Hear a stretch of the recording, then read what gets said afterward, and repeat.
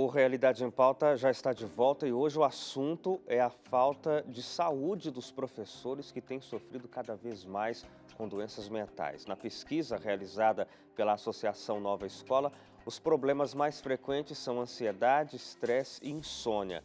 É a maioria que diz que tem enfrentado a depressão. Pensando em como ajudar os professores, a ONG Todos pela Educação fez algumas parcerias e um estudo que revelou que os docentes gostariam de ter a carreira valorizada. Nessa reportagem que você acompanha agora, você vai conhecer alguns fatores de valorização que foram apontados pelos próprios educadores ouvidos na pesquisa. Uma pesquisa feita pela ONG Todos pela Educação, em parceria com o Itaú Social, ouviu professores a respeito da formação e do trabalho que eles desenvolvem. No Todos pela Educação, a gente sempre teve a preocupação com melhores políticas docentes como centro da atuação aqui dentro da organização. Principalmente porque a gente acredita que é o professor o último elo na corrente de implementação de políticas públicas. Porque por mais que ela seja muito bem pensada pelos gestores, pelos secretários de educação, é o professor dentro da sala de aula que vai implementar essas políticas. E a gente acredita que elas devem ser feitas com professores e não para professores. Por isso, a gente viu a necessidade de ouvir professores do Brasil inteiro. Então, foi aí que surgiu a necessidade de fazer essa pesquisa de escuta de professores. Com a iniciativa, ficou evidente que no Brasil, metade dos professores não recomenda a própria profissão. Para reverter este quadro, os educadores dizem que a carreira precisa ser valorizada. E para que isso aconteça, apontam os seguintes fatores. 69% responderam formação continuada. 67% querem ser escutados para a formulação de políticas educacionais. 64% querem a restauração da autoridade e do respeito à figura do professor. E 62% disseram aumento salarial. E quando esse retorno financeiro é tão baixo a ponto desse profissional ter que ter 2 ou 3 empregos, esse cansaço acaba fazendo com que a tolerância dele à frustração dentro da sala de aula seja muito menor, que a percepção dele de reconhecimento seja muito menor. E aí onde ele acaba ficando 2, 3 vezes mais propenso a adoecer do que um profissional hoje que tem uma carga de trabalho reduzida, que consegue realizar um trabalho com toda a estrutura necessária, que consegue ter perspectiva de carreira, que é o que não tem acontecido hoje na área da educação. Hoje em dia a gente até ouve muito o professor falar, a gente não tem mais aluno, a gente tem um cliente. Então, às vezes a gente tem que desenvolver um trabalho, tem que trabalhar com a questão da formação do aluno. O aluno não tem condições de passar por uma série, só que é um aluno pagante. Ah, tem que passar esse aluno. Então, são coisas que desmotivam muito e atrapalham no nosso dia a dia. De acordo com a pesquisa, 78% dos professores dizem ter escolhido a carreira por causa da afinidade profissional.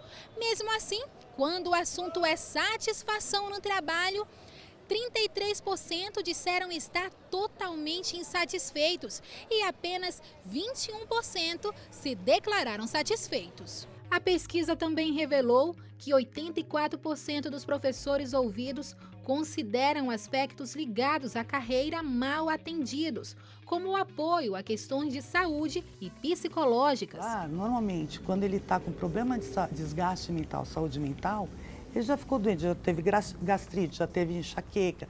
Outros fatores, outros problemas de saúde ocorreram para quando chega ao desgaste mental. O desgaste mental já é o ponto final da doença dele. Ele já teve outros problemas e ele não se afasta, ele não tira licença médica, ele não falta no serviço, ele vai levando aquele serviço no limite. Vários são os fatores que podem levar os professores a ficarem insatisfeitos, como, por exemplo, os pais passarem a responsabilidade de educação dos filhos para os docentes. A família assumiu o seu papel, né, de educar o filho, de dar os limites a ele, porque você dar limite para uma criança, para um adolescente, não é deixar de amá-lo. Falar um não também é amar, né? Então, não jogar para o professor uma função que não é dele. E para amenizar os efeitos das pressões enfrentadas pelos professores, o psicólogo explica como cuidar da saúde mental. É muito importante que esse professor tenha uma vida equilibrada. E quando a gente fala de uma vida equilibrada, a gente está falando de coisas essenciais como alimentação e sono, começa por aí. Mas, além disso, ele precisa buscar um equilíbrio em outras áreas da vida, que não só a profissional, para que ele consiga fazer esse equilíbrio para a saúde dele. Então, é importante que ele tenha um convívio familiar adequado, social, espiritual. Tudo isso vai fazer com que fique mais fácil para ele enfrentar os desafios da profissão que ele escolheu.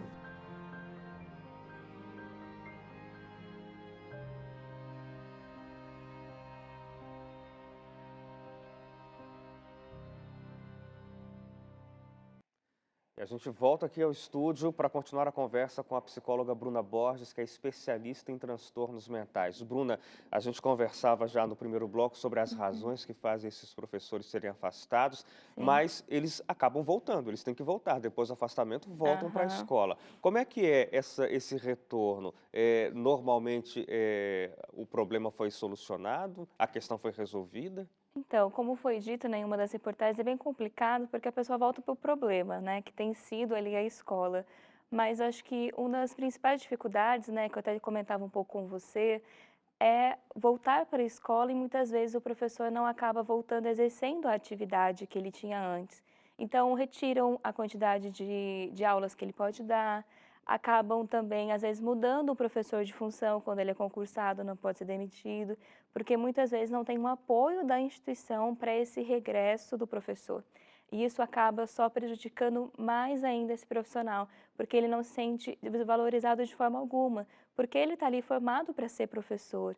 Então, ele já não tinha, muitas vezes, um respeito do aluno e tudo mais, e quando ele volta, ele não recebe esse apoio da coordenação para poder voltar a 100%. Claro que quando ele chega, muitas vezes ele não está 100%, ele vai com medo, ele vai ainda com dificuldade, com uma ansiedade, com o tratamento sendo realizado, mas ali o apoio tem que acontecer e isso tem sido muito dificultoso para a instituição porque demanda tempo, demanda vontade dos profissionais que estão ali em volta e isso acaba prejudicando muito a saúde mental quando ele quer regressar.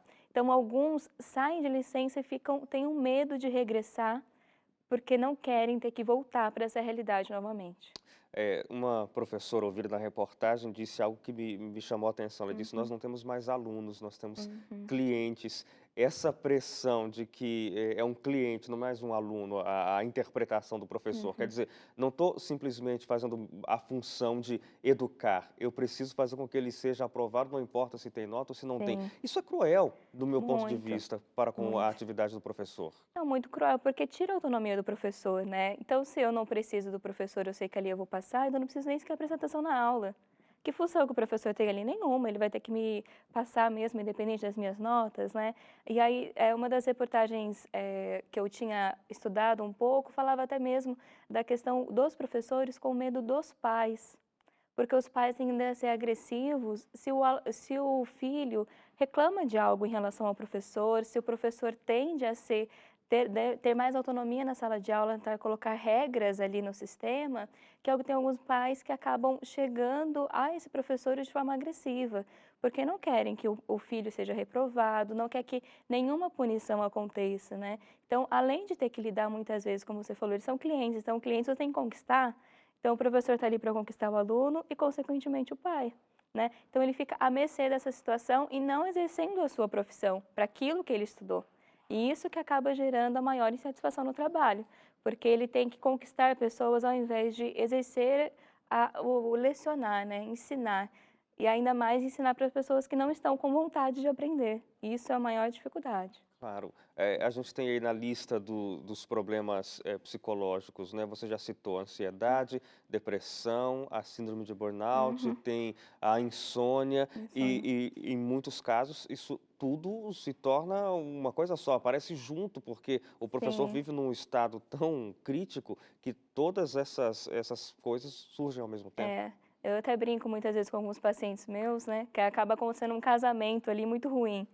entre a ansiedade, que muito grande acaba gerando uma depressão ou vice-versa, que a dificuldade de sono nada mais é do que a ansiedade também já Sim. dando os seus sinais, e muitos acabam sendo medicados para dormir, mas isso não resolve o problema em si, né? Então, acaba-se tendo vários casamentos, assim, a gente chama de comorbidades, tudo isso. Então, tem um ponto central, que por vezes é ansiedade ou depressão, e outras vão aparecendo, transtorno do pânico, ataque cardíaco frequente. Então, tudo isso vai se juntando e acaba complicando o quadro, né? Porque ali você não vai tratar só de uma ansiedade pura, que a gente chama, mas sim também de outros fatores que também foram juntando essas comorbidades. E a longo prazo, Bruna, qual que é quais são as consequências para um quadro como esse que se estenda por anos a fio? Bem complicado, porque vai gerando aos poucos invalidez da pessoa em vários níveis. Então, não só no âmbito profissional, que a pessoa acaba se sentindo inválida por não conseguir estar trabalhando, porque é muito importante para a emoção da pessoa, para ela conseguir ter uma boa autoestima, estar trabalhando, ter alguma função na sociedade. Então, isso acaba prejudicando e só agravando o quadro, além de começar a dificultar os relacionamentos que ela tem familiares, amorosos. Então, muitos acabando com esses relacionamentos ou ficando sem nenhum, né? Então, porque se você entra num quadro depressivo muito profundo, a pessoa não tem vontade de ver ninguém. Então, ela acaba perdendo as suas relações. Então, ela vai começando a ficar sozinha, sozinha, sem atividade, sem ninguém. Então, acaba-se com que a pessoa perde o sentido da vida. E esse é o último estágio, em que a pessoa não vê mais sentido para viver. Se ela não tem uma doação que ela tem para a comunidade, alguma atividade, ela não tem relações. Então, isso acaba, tudo isso gerando a falta do sentido da vida. Então, a gente entra nessa questão mais profunda que seria, eu acho que o final, né? Quando a gente entende que o problema é originário na escola, na atuação profissional, Uhum. e esse profissional, esse professor, será que para resolver o problema, a única saída é realmente se afastar completamente daquilo para o que ele se propôs a fazer para a vida dele? Não em todos os casos, né, a gente tem que avaliar cada caso é um caso, né. Alguns já estão num nível em que tem que sair. A questão maior é que até em uma das reportagens ela colocado, a importância da prevenção disso, né, porque quando há o afastamento já está num nível muito complicado, Sim. então tem que começar a ser tratado antes do Como se fazer afastamento. essa prevenção, tendo em Aham, vista que a escola é tudo isso que a gente já falou, aham. o ambiente para o professor oferece, vai oferecer para ele quase que inevitavelmente todas essas Uhum. possibilidades negativas. Então, acho que primeiro falta ainda do professor uma identificação do que está acontecendo com ele, de eu preciso pedir ajuda, né? Como o entrevistado dizia, eu não sabia que eu precisava pedir ajuda, fui pedir ajuda só depois. Então, ele tem a noção de que ele precisa pedir ajuda, porque se ele for esperar alguém bater nas costas dele e falar, você tem que ir lá pedir ajuda, vai demorar muito para isso acontecer, ele já vai estar sendo afastado. Então, ele procurar ajuda. E aí entra uma questão de dificuldade salarial que a gente já falou, né? Para ele conseguir pagar um profissional ou até mesmo encontrar profissionais que conseguiriam atender ele com um valor acessível, né. Então acho que o primeiro passo seria isso, o profissional eles serem bem informados do que é saúde mental, porque muitos têm preconceito ainda em buscar psicólogo, em tomar medicação, né, então todo esse processo às vezes acaba demorando por próprio preconceito que a pessoa tem em procurar, né. Então tudo isso precisa ainda ter uma psicoeducação que a gente chama, mostrar para eles que isso acontece, que é o que o programa aqui está fazendo, isso é verdade, precisa ser tratado e precisa ser buscado o quanto antes, porque se espera muito, depois para reverter tudo isso demora-se muito mais tempo e acaba sendo muito mais complicado de se fazer esse processo. Bruna, eu agradeço muito pela sua colaboração com a gente no Realidade em Pauta. Obrigada a você pelo convite. Muito obrigado. Você de casa também, eu agradeço pela sua companhia. O programa fica por aqui. Você pode rever essa nossa conversa aqui, a nossa reportagem, lá no nosso site novotempo.com/jornalismo. A você uma boa noite e até o próximo encontro.